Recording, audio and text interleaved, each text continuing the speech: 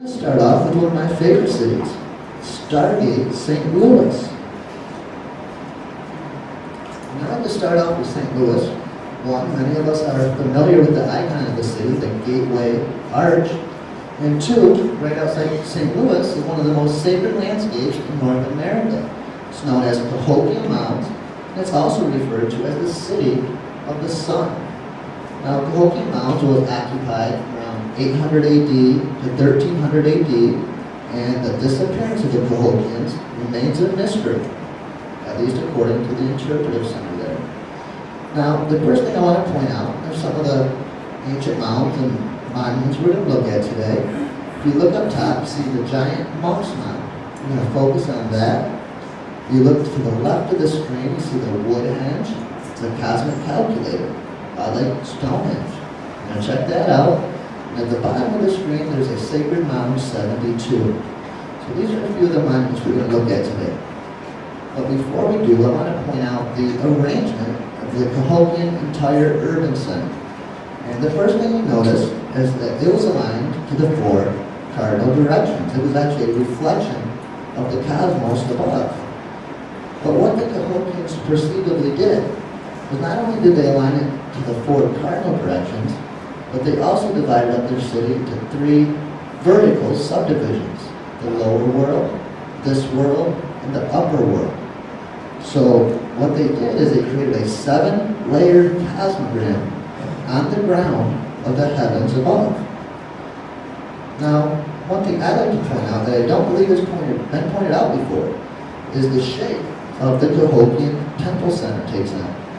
And they walled in their temple center in the shape of a pentagon. And, you know, if you show this to an archaeologist, they'd have a field day with me. That the Cahokians could have possibly recognized pentagram and pentagon symbolism. But as you'll see as we go on today, the same symbolism will show up in ancient temples as well as modern throughout the ages. And only 1% of Cahokia has been excavated at this time. So any speculation we make today is really rather relevant. So we're going to start off by looking at Monk's Mound, that big mound you see in the upper right-hand corner. And this was the largest earthen structure in the Western Hemisphere. Absolutely enormous. You look at the bottom of the screen, the green is the base of Monk's Mound compared to the Giza Pyramid. And as you can see, it was actually larger. This thing was enormous. And this was the dwelling place of the chief of Cahokia. He was known as the brother of the sun. He was considered to be part man, part deity. Now, if you look at the bottom right-hand screen, this is an ancient relic that was discovered on the east side of Monk's Mound in the 70s. And this is the Birdman tablet. And the Birdman, he's the icon of Cahokia. When you pull up, the Birdman is everywhere.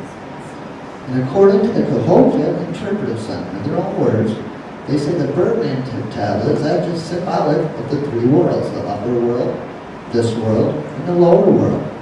The bird, of course, the upper world, the man, this world, and the snake-like cross-hatching on the back is symbolic of the underworld. We'll get back to this tablet in just a few minutes. But before we do, I want to look at the cosmic calculator. This is known as Woodhenge. It's a lot like Stonehenge. It was used to track the movements of the sun. And all the observations took place from the central post. The central post was actually considered the cosmic axis. This was seen as the spirit trail, the route to the hereafter. And atop this post, the brother of the sun, the chief of Cahokia, he would make his observations. The solstices, the equinoxes. And one important part I'd like to point out about the Woodhenge is how many surrounding posts around the central cosmic axis. Originally, it started off with 24 posts. Over the years, it kept increasing by increments of 12 posts. And the final implementation would have had one central post, one central cosmic axis, with 72 surrounding posts. Well, the first thing they tell you about this is the number of 72 posts. That's a mystery. The Cahokia Interpretive Center doesn't know why they would choose to use 72 posts. But I don't think feel it should really be a mystery.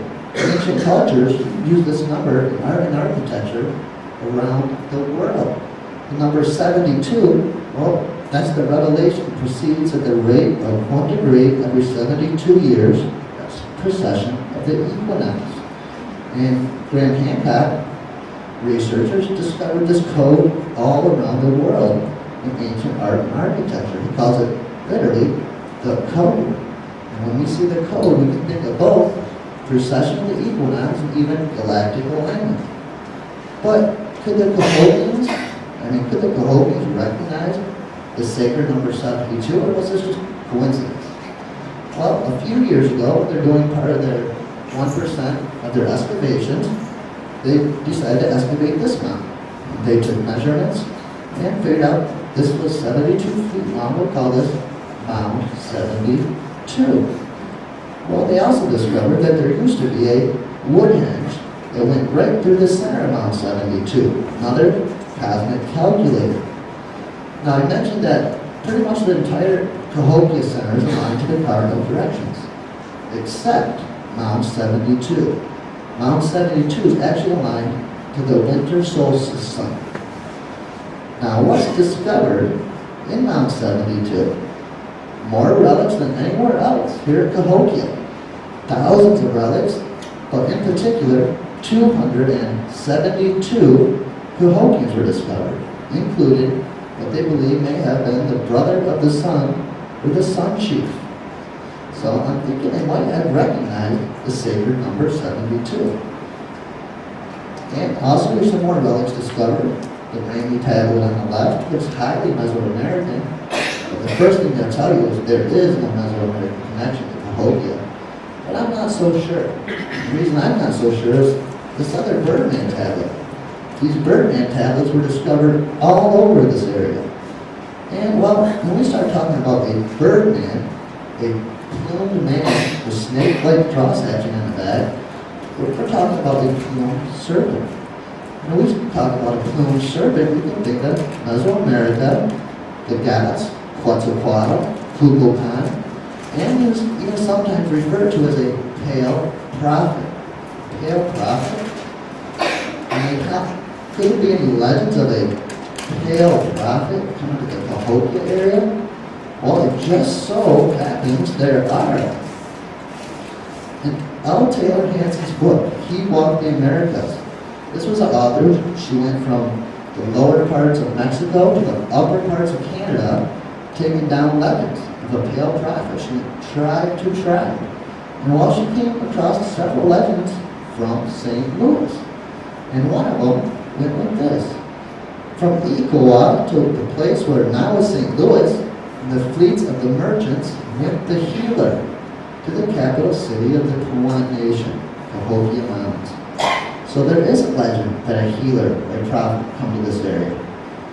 But there's actually another one that really gets me. This sounds like almost something out of a science fiction novel or something, but this is the legend. Then a fire lit up the east sky where cloud banks had been piled up, and everyone turned in wonder and consternation, hushed the chanting. Suddenly, he was there among them, like a creature from another planet, luminescent, weird glow rippling from his garments, the sea eyes flashing with lightning.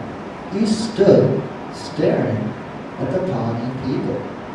So there are legends of pale prophet visiting this precise area with all this Birdman symbolism. There are even ancient relics discovered in the same area. But I gotta be upfront about this, these have been declared a hoax. And we'll get more into these relics, because a lot of these were discovered in Michigan too. But the question becomes, is it possible that a Birdman or a pale prophet visited the sacred area of Cahokia in the past? And well, is it possible that this sacred landscape has been cosmically aligned, maybe realigned, in hopes for a return? Like I said,